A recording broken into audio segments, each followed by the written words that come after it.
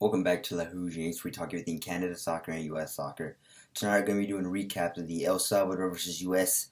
CONCACAF World Cup qualifying round 1 matchup between these two teams, and this one in 0-0. It's just a shocker for the United States, but a huge moment for El Salvador.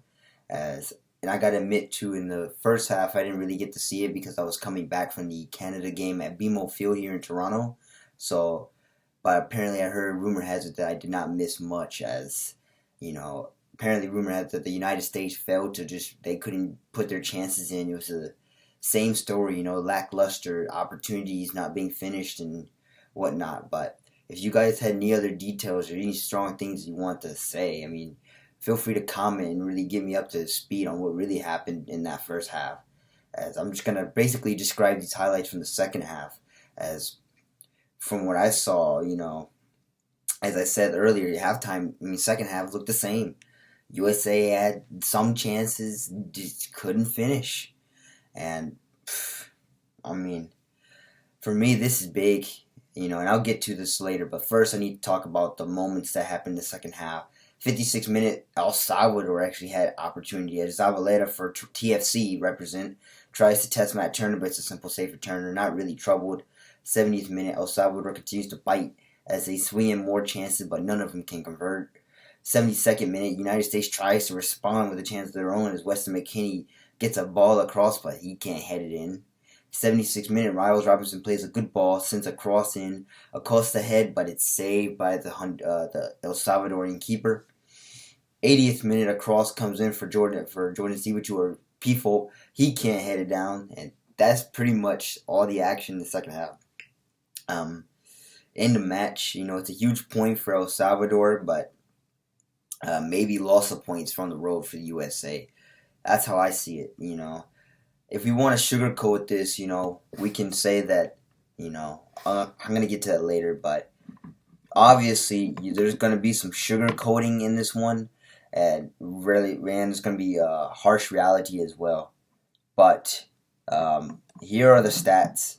From what I see it, 7 shots for El Salvador to United States 13. So United States had more shots. They were there, but as I said earlier, they couldn't convert. 1 shot on that target for El Salvador, while 2 on target for the USA. 51% possession to 49% possession. 369 passes completed to 353 passes completed. 72% pass accuracy to 71% pass accuracy. 11 fouls to 19 fouls. 1 yellow card to 2 yellow cards. No red cards. No offside. And 5 corners to 3 corners. Oh, man. Where do I start? The USA just, honestly, as I said earlier, this feels like a loss to them, to me. They drop points I know this is a challenging place to win, right? Winning on the road in CONCACAF is never easy, but if you're the USA, honestly, no game is easy, but El Salvador, honestly, I expected better, and I'm just shocked, what I saw in the second half. I didn't even watch the full game, and by the way, if my voice is a little shot from having a good time at the Canada game, which was more entertaining than this. But I know they're still young and inexperienced, and they never really had a World Cup qualifying experience. Some of these players, but as I said, no excuse. This one really hurts, as even though they didn't have Pulisic, you can make an excuse. We didn't have Pulisic. We still had missing players. We have our main squad. Yada yada yada. Either way you look at it, it's a 0-0 tie on the sheet, and it's you get a point, but you at the same time you drop points on the road, which that's the way I see it. But if you're gonna sugarcoat it, as I said, then you're gonna look at it and say, hey, they got the point, they didn't lose on the road, and now they're gonna have a chance to go back home against a talented Canadian side that just went toe-to-toe with Honduras, and they're going to have to try and make a stand in Nashville, which is a must-win game now if you still want to be on track to succeed in this group or succeed in this window. But El Salvador, as I said earlier, this is going to feel like a major win for them, as I don't know if they were expecting this to happen, but, then again, they defended their home successfully. They earned a point, and I mean, although they feel like they probably could have stolen another 2 points, but I'm pretty sure they're going to be extremely happy with the point they earned here at their own home as they get ready to take on Honduras next. But they got the point. That's all that matters. It was ugly for them, but doesn't matter. No one cares. And meanwhile, for the USA, I mean, as I said earlier, they're young. They'll be happy with the point, obviously, but to be honest, I mean, it's just an okay result, you know. But as I said earlier, this means that the U.S. has to come back stronger on coming up on the 5th against Canada in Nashville. If you can't beat Canada this time in Nashville, then there's really going to be some signs for red flags.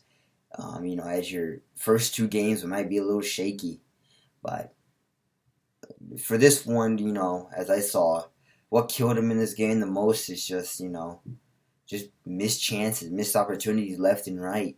McKinney couldn't head stuff down. P-Folk couldn't head stuff down. Just a lot of squandered opportunities. When the passing looked mediocre, it didn't look okay. It didn't look astonishing good as what I saw against Mexico in the Nations League game. But unbelievable from what I saw today. I'm shocked, and a lot of people are probably mad right now too because I knew, to be fair, I knew this was going to be a hard game. I knew this was going to be a tough game on the road. Winning in Central America has never been the USA's forte, but when it comes to World Cup qualifiers and opponents in Central America and even Canada, winning is never easy. Especially at someone else's house, which a lot of people unfortunately didn't see this coming, and maybe they did, but a lot of people thought that this would be an easy walkover for the USA on paper. Saying, "Oh, it's just El Salvador. The USA beat Mexico twice in the same summer and win 2 trophies." But little did they know or forget that this is World Cup qualifying and anything can happen. Heck, remember the Cuba? Remember? Trinidad and Tobago, 2-1. The ghost of Cuba is probably still haunting us, and we don't know. Is the ghost of Cuba still in the United States? That's what we're going to find out. But pretty much, you can't look at these games on paper and say, oh, we're going to win this one. We're going to blow this team out, and then we're probably going to lose this game. You got to throw all this out the window because it's World Cup qualifying. Anything can happen, As you look at what happened to Canada today, too. Canada went toe-to-toe to Honduras. Actually, as I said in my video, they could have won if it wasn't for some circumstances. But either way, they got a point. They proved that they're strong, and they're not going to be an easy win. You look around the other words, too. Jamaica going toe-to-toe with Mexico to the death. Mexico did edge them out there 2-1. Even Panama and Costa Rica tied 0-0 going at each other. So either way, you got every team is. This is going to be this octagon's going to be really the group of death for the USA. If they find really hard time stringing points together, but as I said, a tie, a point on the road is not the end. It's just where are they going to go from here? Are you going to win on is it Sunday, I believe, against Canada in Nashville, or are you going to lose and drop more points and then really dig yourself in a hole there?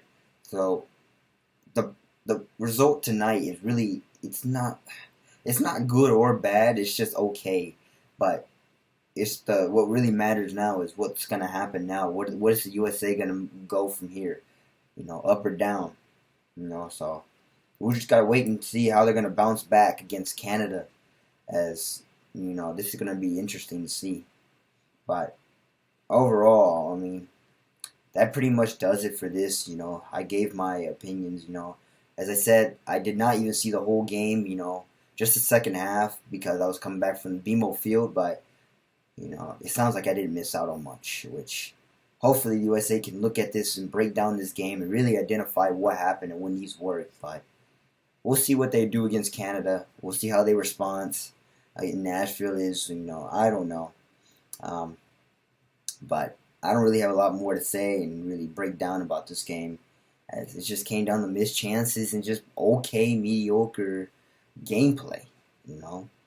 But that pretty much does it for this. If you like this video, make sure you like, share, subscribe it. Tell all your friends about it.